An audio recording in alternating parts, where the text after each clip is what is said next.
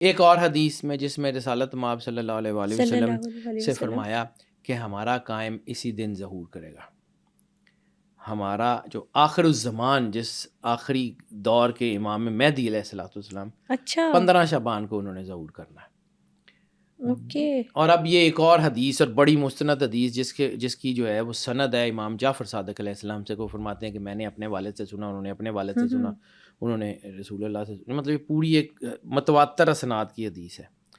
تو رسالت مآب سرور انبیاء صلی اللہ علیہ وآلہ وسلم امام مہدی علیہ الصلوۃ والسلام کے بیان ضمن میں بیان فرما رہے تھے، اور بڑے ایک ان کے چہرے کے اوپر ایک خوشی اور طمانینت اور بڑے جوش میں آپ امام مہدی علیہ السلام کا ذکر کر رہے تھے کہ وہ ایسے ہوں گے، وہ یہ کریں گے، وہ یہ کریں گے. حضرت سلمان فارسی جو ہے وہ ان کے بارے میں رسول اللہ نے کہا تھا ان سلمان من اہل بیت، سلمان میرے گھر کے لوگوں میں سے ہے.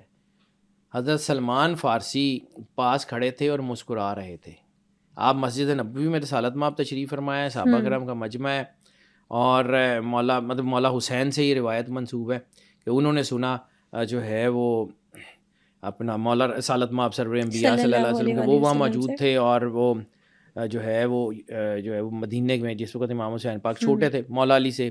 یہ پوری روایت ہے کہ امام حسین علیہ الصلوۃ والسلام اس جگہ موجود تھے، جس کی روایت کو امام جعفر صادق علیہ السلام نے اپنے بڑوں سے، یعنی میں نے سنا امام باقر سے، انہوں نے سنا اپنے والد مولا زین العابدین سے، انہوں نے سنا اپنے والد مولا حسین علیہ الصلوۃ والسلام سے، یعنی اتنی متواتر و مستند سند. صحیح. اور حضرت سلمان فارسی مسکرا رہے تھے تو آپ نے فرمایا جو ہے وہ رسالت مآب نے روکی اور پوچھا سلمان کیوں مسکرا رہے ہو؟ فرمایا اللہ اور اس کے رسول کی حکمت دیکھ کے مسکرا رہا ہوں. تو رسالت مآب نے جو ہے وہ کہا کہ ان کو بھی بتاؤ. تو فرمایا یا رسول اللہ میں اس بات پہ جو ہے وہ سوچ رہا ہوں کہ جس طرح آپ فرما رہے ہیں یہ آپ کے علاوہ تو کوئی اور ہو ہی نہیں سکتا، مجھے لگتا ہے آپ نے تشریف لانا ہے. اب اس کا جواب ہاں ہوتا تو ہم مان لیتے. رسالت مآب نے اس کا جواب ہاں میں نہیں دیا. کلیئر ہو گئی پھر بات. ٹھیک ہے، رسالت مآب نے یہ نہیں کہا کہ ہاں میں نے آنا ہے، نہیں، رسالت مآب نے خاموشی اختیار کی اور اس کے بعد دوسری گفتگو شروع کر دی، اس گفتگو کو یہیں روک دیا. یہ تو وہاں اتنی سے ہمیں ٹھیک کلیئرٹی ہے ملتی ہے کہ امام مہدی علیہ الصلوۃ والسلام کون ہیں، کس قسم کی پرسنالٹی ہوگی، کتنی بڑی طاقت ہوگی، آپ اور ہم سوچ نہیں سکتے. اچھا بے شک ایسے. اب مولا حسن عسکری علیہ الصلوۃ والسلام کے جو بیٹے ہیں مولا امام مہدی علیہ السلام، جو سامرہ میں پیدا ہوئے، ان کے ظہور کا دن کیا ہے؟ 15 شعبان، جو غیبت کبریٰ میں ہے. امام مہدی علیہ الصلوۃ والسلام جو غیبت کبریٰ میں ہے، وہ دنیا میں، ظاہری دنیا میں 15 شعبان کو تشریف لاتے ہیں. مطلب یہ بات بہت کم لوگوں کو پتہ ہوگی کہ جو امام مہدی علیہ السلام ہے ان کا ظہور بھی 15 شعبان کو 15 ہوگا. شعبان، اسی لیے 15 شعبان مولا امام مہدی علیہ الصلوۃ والسلام سے بھی منسوب ہے.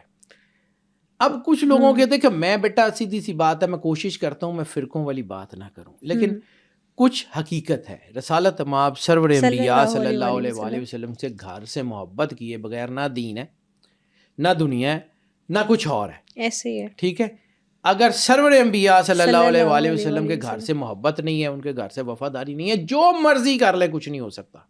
بے شک ایسے ہی. ٹھیک ہے. اب رسالت مآب نے بار بار متواتر سے کتاب الفتن بھری پڑی ہے، اور کتاب الفتن چھوٹی کتاب نہیں ہے، یہ ان حدیثوں کا مجموعہ ہے جو آخری دور میں جو ہونا ہے، امام مہدی علیہ الصلوۃ والسلام کے دور سے پہلے ان کے ارد گرد جو ہونا ہے اس کی ساری ہے. اور یہ بہت بڑی موٹی اور بڑی اہم ترین کتاب ہے کتاب الفتن. اس میں امام مہدی علیہ الصلوۃ والسلام کے بارے میں، آخری دور کے بارے میں، مختلف واقعات کے بارے میں بڑی تفصیل سے ذکر ہے، اور یہ بہت بڑی، اس کو کوئی ڈینائی کر ہی نہیں سکتا، اس میں یہ سارا کچھ موجود ہے. اور یہ بھی تو کہا جاتا ہے کہ 15 شعبان کو اللہ اپنے بندوں کی طرف خاص توجہ دیتا ہے. بیٹا اللہ ہر وقت اپنے بندوں کی طرف توجہ دیتا ہے، لیکن جو جملے میں نے آپ کو بتایا تھا کہ رسالت مآب سرور انبیاء صلی اللہ علیہ وسلم نے فرمایا خاص شان، خاص جلال اور خاص جو ہے وہ رحمت کے ساتھ دنیا میں آتا. سبحان اللہ. اب ایک چیز سمجھو، دیکھو سورج بھی ہمارے ارد گرد ہے نا، سورج تھوڑا سا قریب آتا گرمی بڑھ جاتی ہے، ایسے ہی برداشت تو نہیں ہوتی. اگر اللہ جو ہے وہ اپنے پورے جلال کے ساتھ آسمان دنیا پہ اتر جائے، زمین تو برداشت ہی نہیں کر سکتی اس کے نور کو. لیکن اس کا مطلب ہے کہ اس کے نور کو ہزاروں پردوں میں، حجاب اللہ میں سمیٹ کے، ٹھیک ہے، پھر دنیا میں لایا جاتا ہے. تو وہ حجاب اللہ کی وجہ سے وہ جو نور ہے وہ اس طرح ان پہ نہیں پڑتا جو کہ ابزارو ہوتا ہے، کیونکہ ایک اور حدیث میں کہ آج رسالت مآب سرور انبیاء صلی اللہ علیہ صلی وسلم اللہ علیہ کے وآلہ فرمایا وسلم۔ کہ ایک دفعہ وحی نازل ہوئی تو آپ سرکار ختمی مرتبہ، وحی کا اثر نہیں ہے یہ کچھ اور میں بات کر رہا ہوں، وحی تو رسالت مآب کو پتہ تھا کیا ہوتا ہے۔ رسالت مآب سرور انبیاء صلی اللہ علیہ وسلم تشریف لائے تو آپ نے بی بی پاک سیدہ سلام اللہ علیہ پاک بی بی فاطمہ الزہرا سلام اللہ کو، میرے نا آج جسم میں ضعف ہے، مجھے کمزوری محسوس ہو رہی ہے۔ تو بی بی نے، یہ حدیث قصا سے پہلے والی ایک حدیث ہے، یعنی حدیث قصا میں یہ سارا واقعہ ذکر ہے لیکن یہ اس سے ایک پہلے والی ذکر ہے۔ تو فرمایا کہ آج اللہ جو ہے وہ آسمان دنیا پہ تھا تو وہ اس تجلی اور مجھے اس سے بات کرنے کا موقع ملا، یعنی یہ اس کے کلمے، یہ حدیث پوری اس طرح اصل میں پورے اس میں یاد نہیں آ رہی، لیکن یہ مطلب کیا اس کا آپ سمجھیں کہ کلیم اللہ موسیٰ علیہ السلام جو ہیں وہ کوہ طور پہ گئے اور کوہ طور جل گیا اور اللہ کی تجلی، اور سرور انبیاء صلی اللہ علیہ وآلہ وسلم کا مقام کیا ہے جس کے بارے میں قرآن کہہ رہا ہے کہ ہو رہا تھا وہاں جو کچھ بھی ہو رہا تھا اور تمہارے صاحب نے آنکھ بھی نہیں جھپکی، یعنی جب اللہ کا نور بالکل سامنے تھا شب معراج پہ، جس کے بارے میں قرآن کے لفظ ہے، میں نے آپ کو کہا تھا قرآن ایک سنیمیٹوگرافی کو سمجھو، ہو رہا تھا وہاں پہ جو کچھ بھی ہو رہا تھا اور تمہارے صاحب نے آنکھ بھی نہیں جھپکی، سبحان اللہ۔